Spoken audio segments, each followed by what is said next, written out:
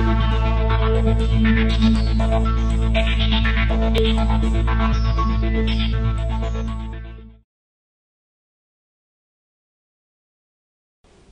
good morning from London. Welcome to the European Morning Call for all our Talking Forex listeners.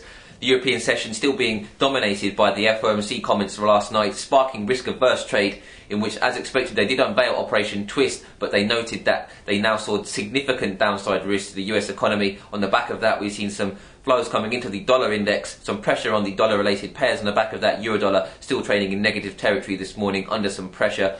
The commodity-linked currencies have been hit particularly hard on the back of the Fed decision. Also, the release of the Chinese PMI data, HSBC number overnight, coming in lower than the previous, also lower than 50, highlighting a contraction number. And as the commodity-linked currencies did get significantly hit on the back of that, Aussie dollar trading around parity. Also for the Kiwi, from overnight we saw New Zealand release their GDP data coming in lower than expected, also putting some additional pressure on the Kiwi currency in its major pair, Kiwi dollar.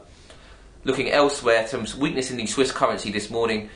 No particularly fundamental news, still some jitters around the potential of a changing of the floor from the S&B to around the 125 mark, so just keep an eye on that. Also this morning we've seen the release of the French and German manufacturing and services PMI, both coming in weaker than expected. We've seen possibly some additional currency pressure coming in later on in the session into the euro, so just keep an eye out on that.